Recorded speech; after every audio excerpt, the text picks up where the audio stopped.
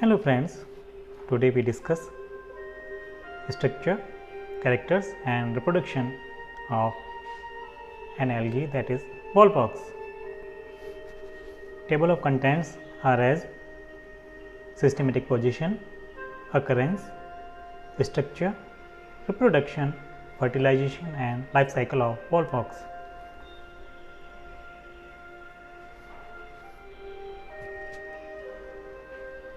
Volvox is free-floating freshwater green alga.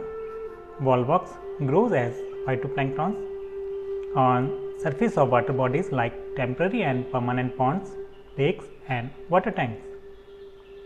During rainy season, due to its fast growth, the surface of water bodies become green. The Volvox colonies appear as green rolling balls on surface of water. Volvox is represented by 20 species. Common Indian species are Volvox globata, Volvox aureus, Volvox prolificus, Volvox africans and Volvox roselti. Now, structure. Thallus of Volvox is a motile colony with definite shape and number of cells. The habit of thallus is called cenobium. The colony is hollow, spherical or oval in shape and the size of colony is about the size of a pinhead. The number of cells in a colony is fixed. Depending upon the species of Volvox, the cells can be 500 to 60,000. The central part of colony is mucilaginous and the cells are arranged in a single layer on periphery of the colony. The cells of anterior end possess bigger eye spots than those of posterior end cells. The cells of posterior side become reproductive on maturity. Thus, spherical or round colony of Volvox shows clear polarity. The cells of Volvox colony are chlamydomonas type. Every cell has its own mucilage sheath. The mucilage envelope of colony appears angular due to its compression between cells. The cells are connected to each other through cytoplasmic strands. In some species of Volvox, the cytoplasmic connections or strands are not present. The cells of colony are usually pyriform with narrow anterior and broad posterior end. The cells are biflagellate. The two flagella are of equal size, whiplash type and project outwards. The protoplasm of cell is enclosed within plasma membrane. Each cell contains one nuclei, a cup-shaped chloroplast with one or more pyrenoids, an eye spot and 2 to 6 contractile vacuoles. In some species of Volvox, that is in Volvox globata and Volvox roselti, the cells are of spherular type. The cells of colony are independent for functions like photosynthesis, respiration and excretion. The movement of colonies takes place by coordinated flagellar movement. Now, the reproduction in Volvox. Volvox reproduces both asexually and sexually. Thus, asexual reproduction takes place under favorable conditions during spring and early summer.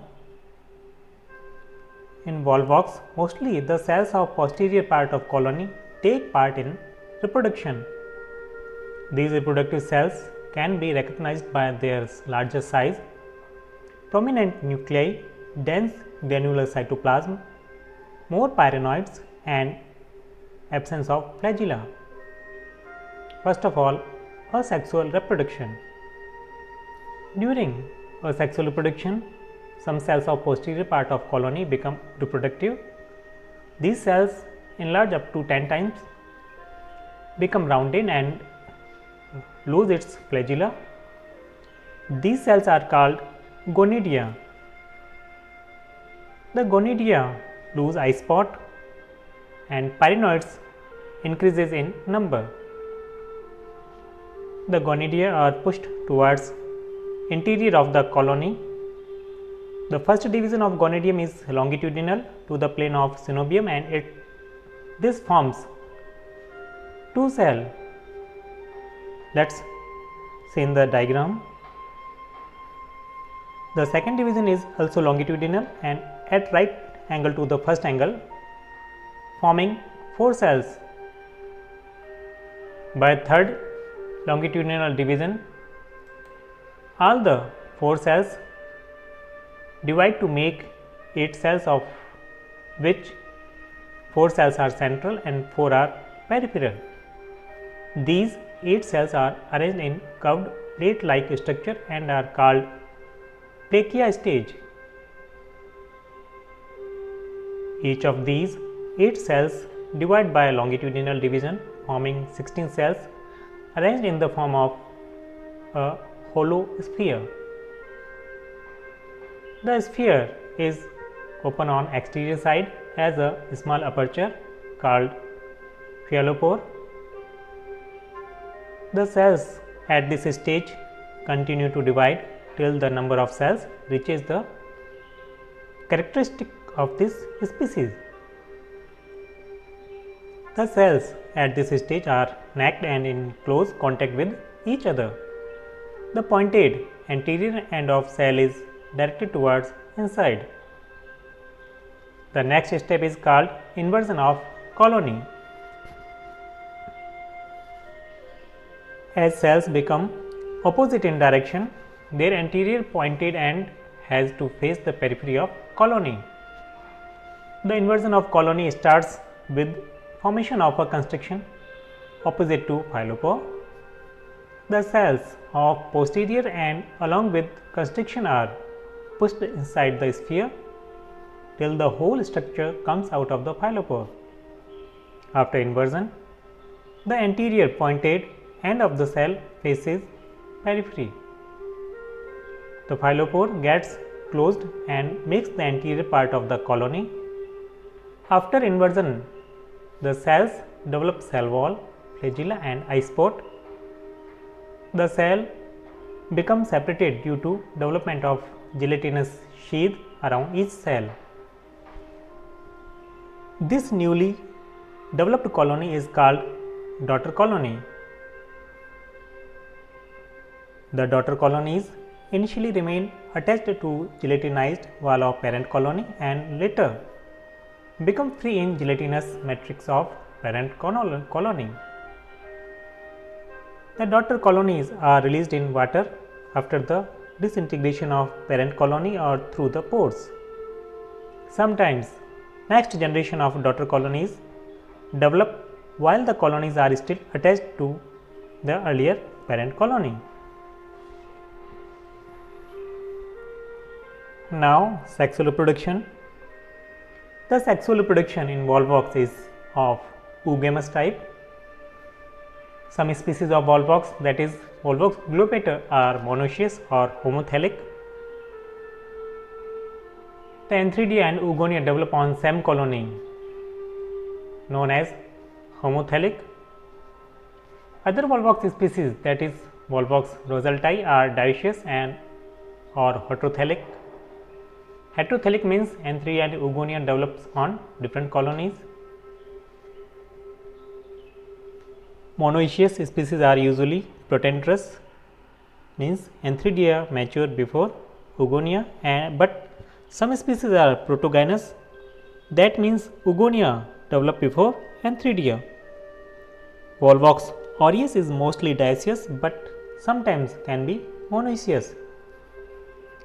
Reproductive cells mostly differentiated in the posterior part of colony These cells enlarge, lose flagella and are called gametangia. The male reproductive cells are called antheridia or androgonidia, and female reproductive cells are known as oogonia or gynogonidia. Now first of all we discuss about development of antheridium. The development of antheridium starts with formation of antheridial initial or androgonial cell, mostly in posterior side of the colony. The initial cells enlarge, lose flagella, protoplasm becomes dense and nuclei becomes larger. The antheridial initial shifts inside towards cavity and remains connected to other vegetative cells through cytoplasmic strands. The protoplasts of antheridial initial divides longitudinally to form 16 to 512 elongated cells. The cells remain in plate-like structure or arranged in a hollow sphere. The inversion of cells also takes place as in asexual reproduction. Each cell differentiates in antherozoid or spermatozoid. Let us see in the diagram. The antherozoid is spindle shaped, elongated, biflagellated structure containing two contractile vacuoles, nuclei, cup shaped chloroplast, pyrenoid and an eye spot. It's pale yellow or green in color. The antherozoids are released individually or sometimes in groups. Development of oogonium. The oogonia also differentiate mostly in posterior side of the colony. The oogonial initial enlarge, nuclei become larger, protoplast becomes dense, flagella become lost and an eye spot disappears and many pyrenoids appear. The mature oosphere or ovum is round or flask shaped structure. The egg is uninucleate structure. The beak of flask shape. Oogonium functions as receptive spot. Let us see in the above mentioned diagram. Now fertilization of volvox. After liberation from antheridium, the antherozoids swim freely on surface of water. Due to chemotactic response of the antherozoids reach to the oogonia, some antherozoids enter to each oogonium, but only one antherozoid enters inside the oogonium through receptive sport. After this plasmogyny, that is fusion of male and female cytoplasm, and karyogamy means fusion of male and female nuclei takes place. This results in formation of diploid zygote. The diploid zygote secretes a three-layered thick wall. The layers of the wall are exospore, mesospore and internal layer as endospore. The outer exospore is thick. It may be smooth, that is in Volvox aureus, or spiny in Volvox globata. The mesospore and endospores are thin and smooth. The walls contain nuclei, pigment, hematochrome, which imparts red color to the zygote. The zygotes are released by the disintegration of parent colony. Then zygotes undergo a period of dormancy. Now germination of zygote. The dormant zygote germinates on approach of favorable climatic conditions. The diploid nuclei of zygote undergoes meiotic division, forming 4 haploid cells. The outer two layers of zygote burst and the inner layer comes out as a vesicle. The 4 haploid cells migrate with the vesicle. The development of new colony from zygote differs in different species of Volvox. In Volvox aureus and in Volvox minor, the protoplasm of zygote divides repeatedly until the cell number of colony is reached and new colony is formed as in asexual reproduction process.